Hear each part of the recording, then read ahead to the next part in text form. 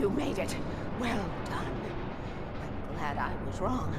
But it was a foolish chance to take. Don't worry about the noise. We're safe here. I have looked after the well-lit room for many, many years now. There is no shadow in the well-lit room. The hour is fail-safe, and all the bulbs are numbered and changed regularly based on their make and model. Right.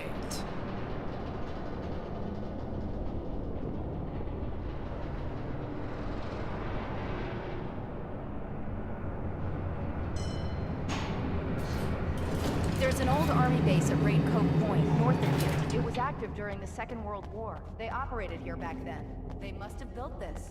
Yes, they did. It's my place now.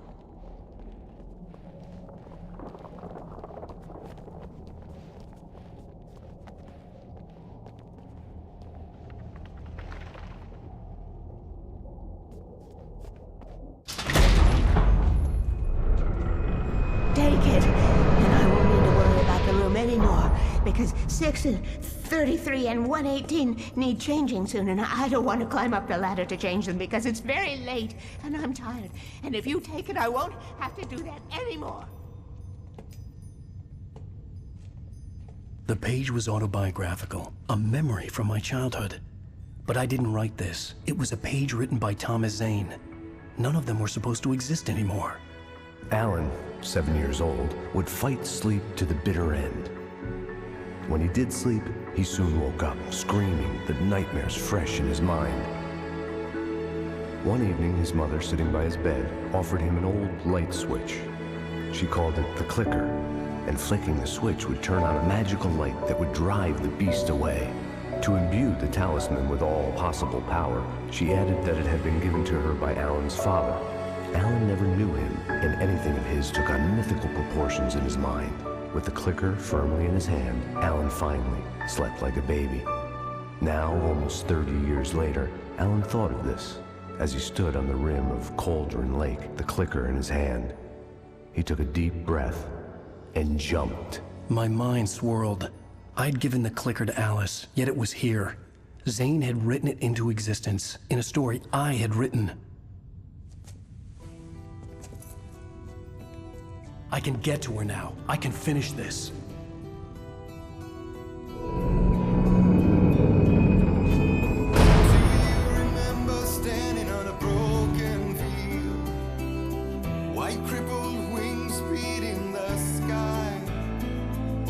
Harbingers of war with their nature revealed and our chances flowing by. If I can let the memory... Previously on Alan Wake, I wrote a horror story that has come true. Thomas Zane did the same in the 70s. You will go no further.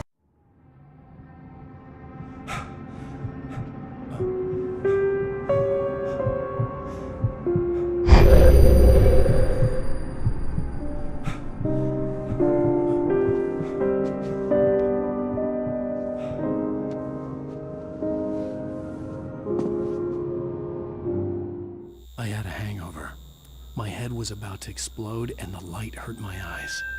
I needed my sunglasses and painkillers to dull the pain. In one of my finer moments of self-deception, I swore to quit drinking.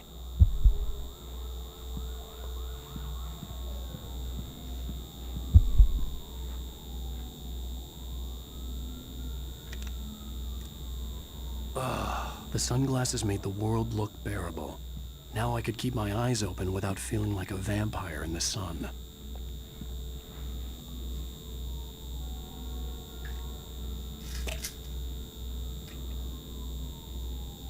The pills worked fast. The prospect of being awake started to seem bearable again. There was a message waiting for me on the machine. You have one new message. Ow! Are you still asleep? Wakey, wakey! You should have your show on your TiVo. If Alice wasn't too mad to record it. She called me earlier and really chewed me out. Yeah, we went a little overboard last night. But parties are a part of this business. Al, look, I'm saying this as your friend. She's not doing your career any favors by trying to run your life like that, okay? I'll talk to you later, Al. Watch the show!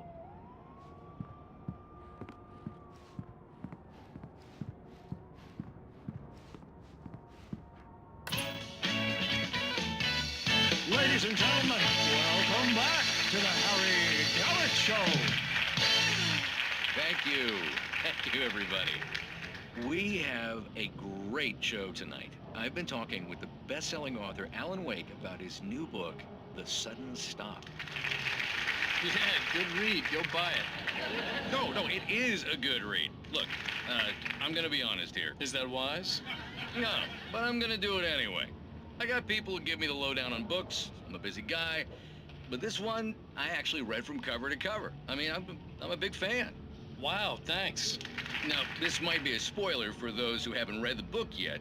Based on the sales figures, the 2 people out there who haven't read the book yet. But this last book is all about the death of the main character, the hard-boiled New York detective, Alex Casey. Now, there's been a lot of outrage about this. Why the hell did you kill Casey? What the hell were you thinking, man? Good riddance.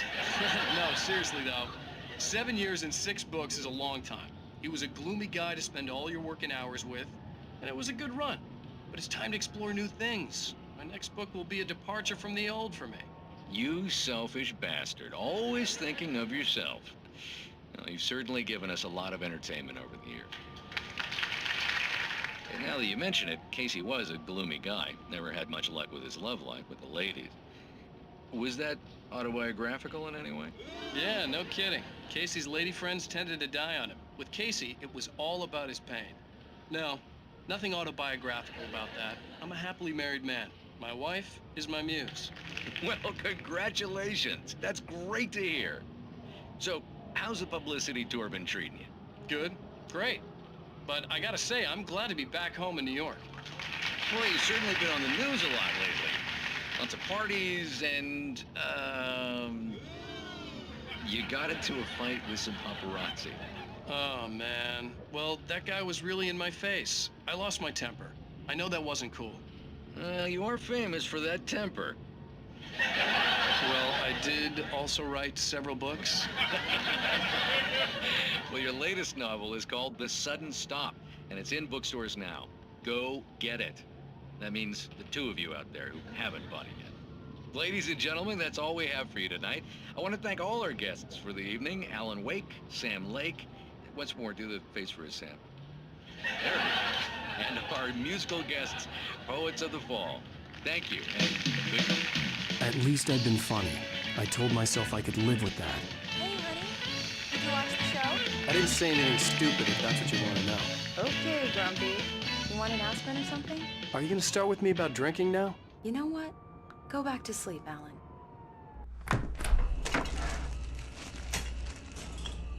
What? Now you can't even talk to me? Well, this morning I was angry because you said you'd be home at midnight and you showed up at 7 a.m. and passed out in mid-sentence.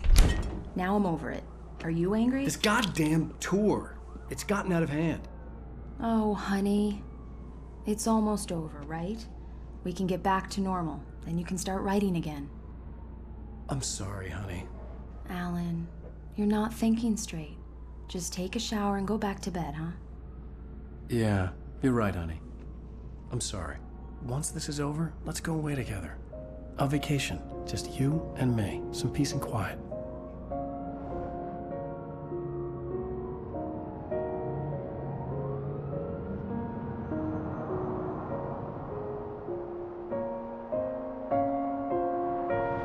Somehow, the clicker was the key to the cabin. I had to return to Cauldron Lake to save Alice.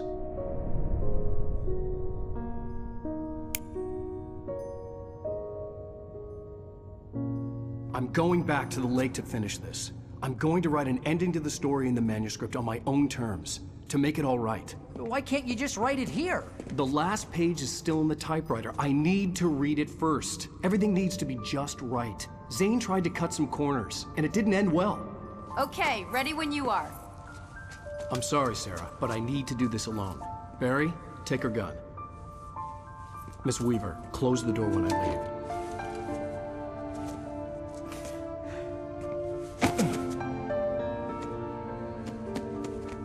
Good luck, Al. See you later.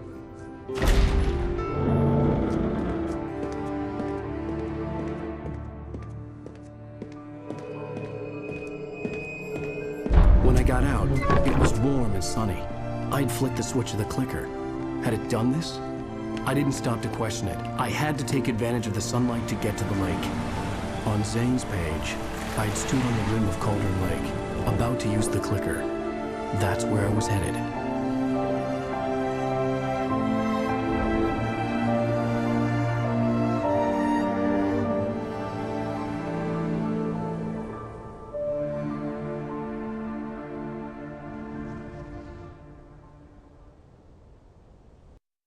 Alone, in daylight, surrounded by the beauty of the Pacific Northwest landscape, it was hard not to let doubt creep in one last time.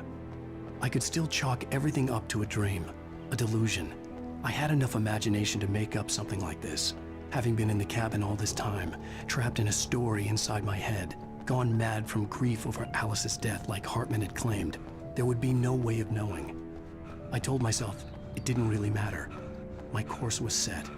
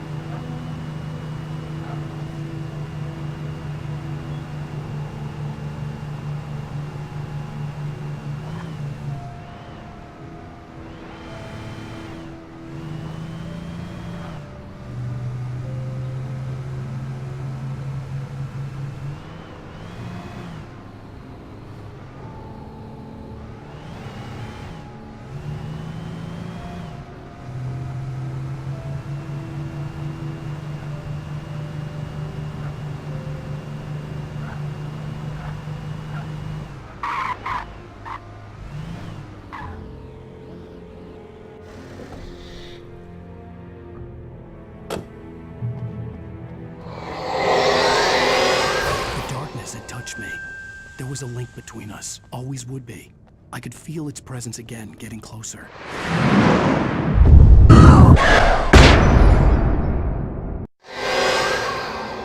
I will kill your wife.